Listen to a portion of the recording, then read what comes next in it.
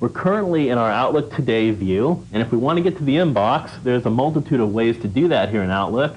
We can either come over to the left and click here on the inbox shortcut here on the Outlook bar, or if we want to work directly with Outlook Today, we can come over to the right, and we can click either on inbox or we can click on the messages link. And this will take us to the very same place, the Outlook messaging window, also known as the inbox. We can see here it says inbox here in our folder banner right here. And if I notice when I hover my mouse pointer over it, it changes and becomes a little bit raised. And if I click it, again, I get my folder list. And we can go ahead and jump to any folder by clicking on it here in our folder list, just as we could here from the Outlook bar. Clicking back on the inbox shortcut, I'm back at my Outlook inbox messaging window. Here in the top half of the Outlook window are all of our incoming messages. The ones that have been read are, the ones that have not been read are marked, and I'm going to mark this by right-clicking it, so I'll say mark as unread. The ones that have not yet been read are marked in bold, and the ones that have been read, if I right-click it again, say mark as unread, those are not bolded, and that lets us know that we've already read that message. Down in the lower half of this window is called the preview pane. Here, if I move the assistant out of the way, we can preview our message without actually double-clicking and opening it up. We can go ahead and change the real estate here by putting our mouse pointer on this bar that separates the preview pane from the messaging pane. I can click and drag up to make the preview pane larger and the messaging area not as large, or I can click and drag and make the preview pane not as large. We can also manipulate going right to left by coming over to the Outlook bar and clicking on the bar that separates the Outlook bar from the messaging area. You get a double-headed arrow again, click and drag over to the right, and I make the Outlook bar really large and the messaging area very small. Click and drag to the left, and I make the Outlook bar a lot smaller, and I have more room for my messages. We have a whole lot of different icons here right on the top of the Outlook messaging pane. We can see we have an exclamation point right here, and that's showing us the urgency of the message.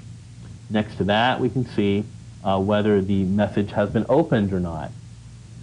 Next to that, to the right of that, we have a flag. We can sort by flag status.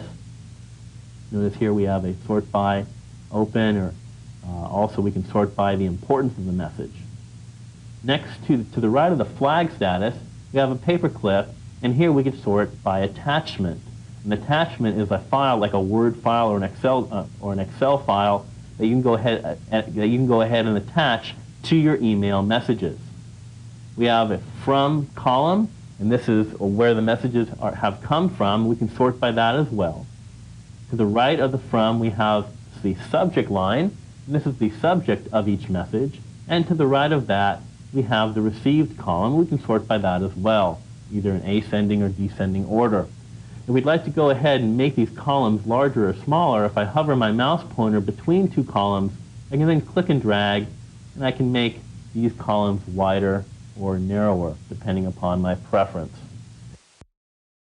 If you don't like the preview pane feature, you can turn that off. You can also go ahead and choose to enable the auto preview feature if you'd like. Let's come up to the View menu on the menu bar. We'll click View, and from here we can see that by default the Outlook bar is being shown because there's a check mark just to the left of it. If we wanted to uncheck that, then the Outlook bar would not be shown. Come back up to the View menu. We'll turn the Outlook bar back on. Back up to View, we can see the checklist is there. I showed you earlier we can get our folder list, we can show our folder list by clicking Folder List here. And here we can see our preview pane is currently enabled. If I go ahead and click it now, the preview pane will go away. If I want to bring it back, come back up to the View menu, and now I can go ahead and select Preview Pane, and the preview pane is back in view. Coming back up to the View menu, below Preview Pane is the Auto Preview feature. If I click to select Auto Preview, then a preview of the message is generated within the top half of the messaging window. We can see part of the message that is shown, and if we're interested in the rest of it, we can simply double-click it, and then we can go ahead and open up and read the rest of the message. I'm going to close this message down for right now by clicking in the upper right-hand corner and clicking on the X. So what normally you might do, you might have auto preview on and the preview pane off. So coming back up to the view menu, you can turn off the preview pane but leave auto preview enabled. Now let's see how we can open up and read messages that are sent to us. Off camera, I just went ahead and sent myself a message so we could go ahead, open it up and read it. And here it is right here from Dan K. Balter, and I can make this column a little bit wider. If I want to go ahead and open it up and read it, since I don't have a preview pane, I can simply double click it and it opens up a window so I can read the entire message. I can see who it's from as well as who it's to, and I can see the subject. Finally, I can look at and read the body of the message. This message, of course, is very short. And it says, wow, Outlook 2000, along with Office 2000, has some very powerful features. And indeed, it does. I can also see the time when this message was sent over here in the upper right-hand corner. If I want to go ahead and reply to this message, I can do this very easily. You can see over here from the left, on the left-hand side, just below the menu bar, is a toolbar with different icons, including reply, reply to all, forward, print, etc. If I want to reply to this message, I can simply click the reply button, and a new window is opened up, and notice that automatically Outlook addresses it to the person who sent it to me. I could go ahead and add other people if I wanted to, but I want to reply. On the subject line, it puts in an RE for regarding, isn't Microsoft Outlook 2000 cool?